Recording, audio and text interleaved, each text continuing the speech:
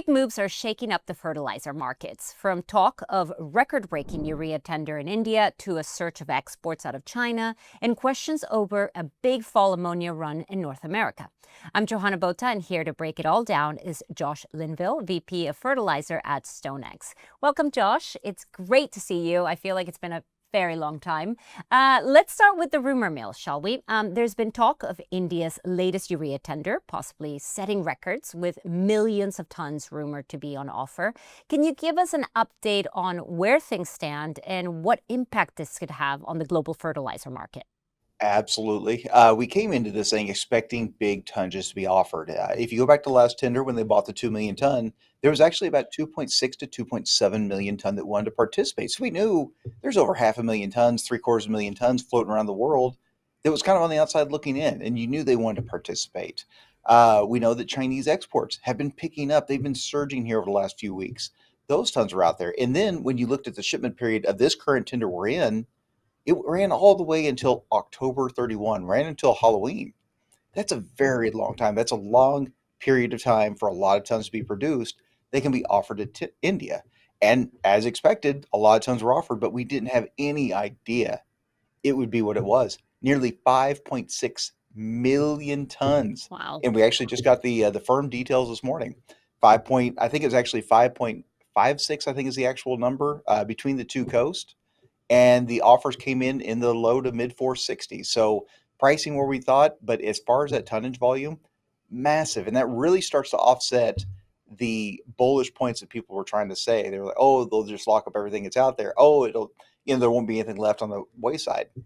People are trying to talk a little bit about, oh, they'll count the tons. A manufacturer has 1 ton and two companies will offer it.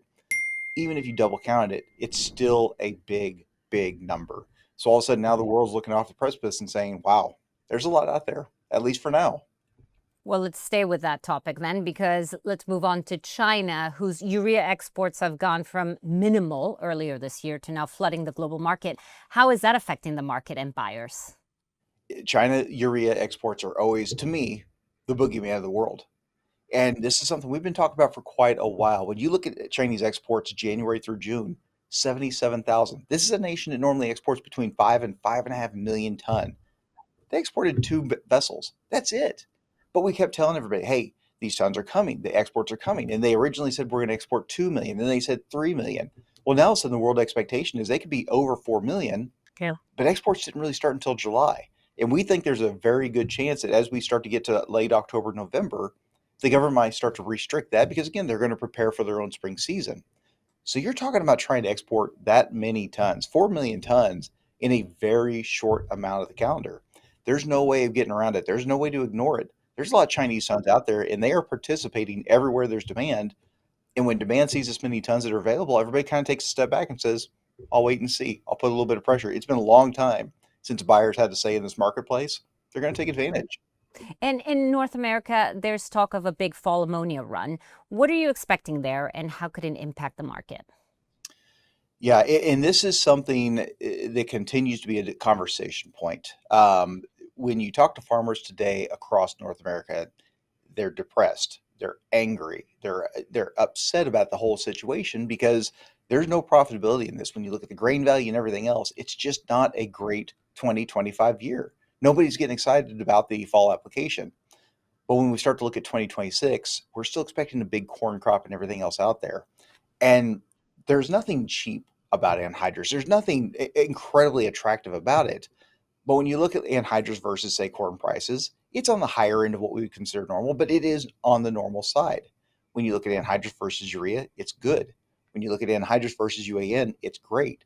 And so that farmer's looking at anhydrous to say that is easily my cheapest route forward for application. In fact, we're talking to some people out in the Midwest, that price differential between anhydrous and its alternatives, you're talking 15, 16 cents per pound of actual nitrogen, 20, 30, $40 per acre savings by switching back to anhydrous. So Mother Nature will make the final determination of how big or small the fall is, but all the cards are falling. It's going to be a big one.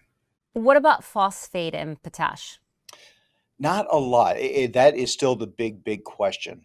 What is phosphate potash demand going to be? There is a camp right now that is saying You're going to see a bigger potash application because people are going to run away from phosphate. The price is so incredibly high versus itself, so incredibly high versus grain prices. Farmers just are not going to spend the money. So they'll actually put a little bit more money into their potash application. There are other people saying that phosphate and potash both will see their application rates cut drastically because the farmers are looking at it and saying, I can't make money. I've got to make cuts. P and K levels of my soil are okay. Those are the cuts I'm going to make. My fear is that we're going to get about 60 days down the road. We start applying about November 1 for the most part, widespread. The farmers will have been in the fields with harvest. We'll have seen big yields, and I'm going to sit there and say how massively big or big it's going to be, but it is a large crop out there. Large crops remove large nutrients, and all of a sudden the farmer's going to start to figure out, oh no, I do need to replace at least some nutrients to have a shot at raising a big crop next year. Now all of a sudden we wait until the very start of fertilizer application season, and everybody starts raising their hand saying, I need product. That just in time demand run could be, I'm not going to sit there and say it's going to be devastating. I'm not going to say there's going to be outages, but we're definitely going to pay the price for that just in time approach. Josh, thank you so much for your time, and thank you for watching. For more financial content, don't forget to like and subscribe to our channel.